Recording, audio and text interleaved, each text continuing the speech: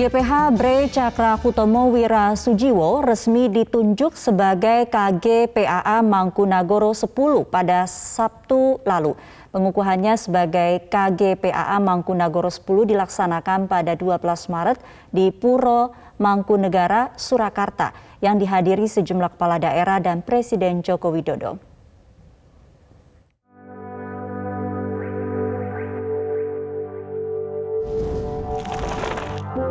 Gusti Pangeran Haryo Bre Cakra Hutomo Wira Sujiwo resmi berganti nama menjadi Kanjeng Gusti Pangeran Adipati Aryo Mangkunagoro 10 melalui prosesi adat Jumenengan Dalam yang berlangsung Sabtu 12 Maret 2022 di Puro Mangkunegaran, Kota Surakarta, Jawa Tengah. Selain dihadiri sejumlah kepala daerah, acara pengukuhan KG-PAA Mangkunagoro 10 juga dihadiri Presiden Joko Widodo yang mendatangi Puro Mangkunegaran untuk mengucapkan selamat atas pengukuhan KG-PAA Mangkunagoro 10.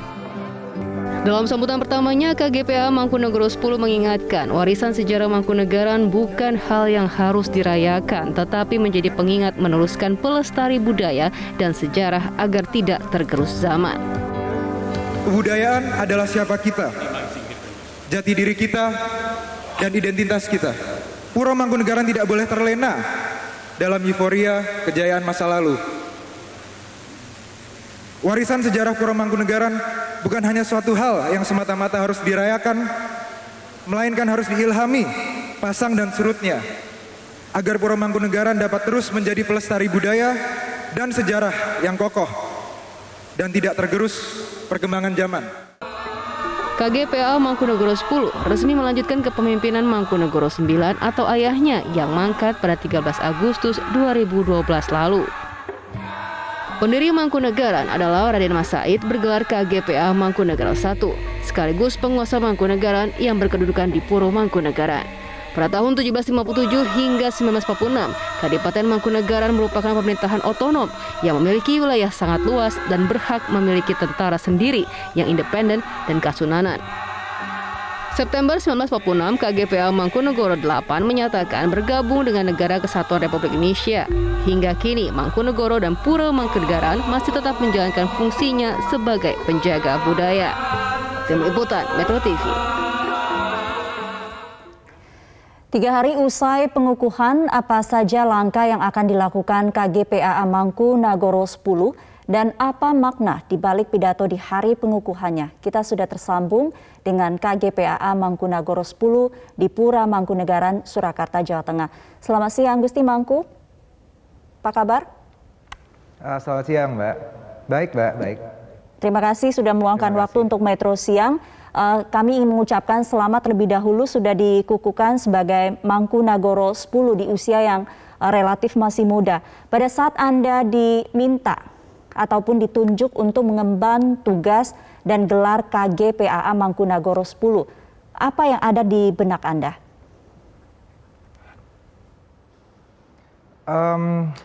Ya, mengemban tugas ini di usia saya sekarang saat ini, Mbak, di usia 24 tahun, memang sesuatu yang saya tidak antisipasi sebelumnya. Dan tentu dengan tugas yang baru ini, saya juga merasakan perubahan yang besar juga. Di mana dulu mungkin bisa dikatakan peran saya dulu itu lebih untuk membantu Romo, untuk membantu ayah saya dalam mengelola dan mengembangkan Mangkunegaran, dan sekarang tentu posisinya sudah berubah di mana saya sekarang berada di posisi Romo begitu ya, untuk meneruskan Romo. Jadi tentu dengan itu pula tanggung jawabnya juga jauh lebih besar. Namun saya juga menyadari juga bahwa saya masih muda, banyak sekali yang saya masih harus pelajari, namun saya tetap optimis, tetap semangat bahwa kami siap untuk bekerja lebih, untuk supaya kita bisa mengembangkan dan untuk mengelola dan mengembangkan Mangkunegaran ke depannya dengan baik. Gusti Mangku, 3 hari usai penobatan, apa langkah awal yang akan Anda lakukan atau adakah penugasan khusus yang harus segera Anda tangani sejauh ini? Oh ya Mbak, untuk langkah awal mungkin kita fokus untuk 3 hal dulu, Mbak. Pertama, kita observasi dulu situasi yang ada saat ini untuk memahami bagaimana sebenarnya situasi yang ada di Mangkunegaran saat ini. Walaupun dulu kami juga sudah terlibat dan untuk saya pribadi saya juga membantu Romo, namun karena sekarang saya juga melihat tanggung jawabnya berbeda, posisinya berbeda, di mana sekarang bisa dibilang untuk semacam mengambil keputusan juga. Jadi tentu sudut pandangnya sudah berbeda.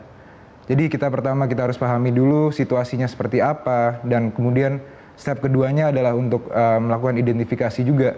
Bagaimana, apakah isu yang dihadapi oleh Mangkunegaran, permasalahan-permasalahan yang ada saat ini, maupun juga selain dari permasalahan juga potensi-potensi yang ada juga. Dan setelah kita mengetahui gambaran besarnya, barulah di situ kita juga untuk masuk ke langkah 3, yaitu untuk solusinya atau langkah-langkah yang kita ambil ke depannya. Jadi supaya sebelumnya kita kuatkan dulu fondasi kita, pengetahuan kita, baru setelah itu kita mengambil langkah yang lebih konkret untuk ke depannya.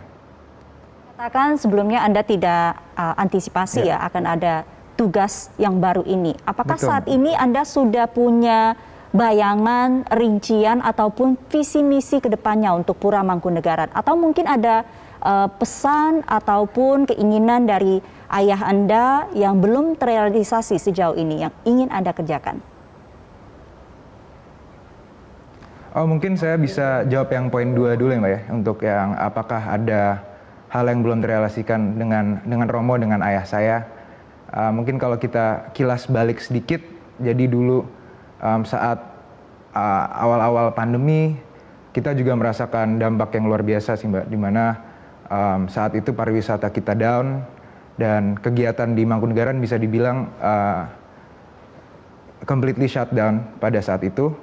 Jadi di situ saya dan Romo dengan saya, kami banyak bertukar pikiran gitu, dan menyadari bahwa wah, ternyata selama ini Mangkunegaran itu sangat terfokus, banyak bisa dibilang sebagian besar kegiatan di Mangkunegaran itu terfokus di bidang pariwisata gitu. Dan disitulah kita mulai memutuskan untuk berpikir, untuk kita mencoba bersama-sama berpikir lebih luas untuk apa saja mungkin aspek-aspek atau bidang-bidang di Mangkunegaran yang sebenarnya kita bisa fokuskan juga ke depannya gitu. Dalam artian saat kondisi pandemi itu justru kita mengambil momen itu untuk mengambil satu langkah ke belakang dan membuat perencanaan-perencanaan bersama-sama untuk ke depannya, misalnya di bidang riset, di bidang seni kebudayaan, untuk pengembangan ruang, digitalisasi dan sebagainya, dengan harapan agar ketika pandeminya sudah bisa lebih teratasi, kita juga bisa merespon dengan baik.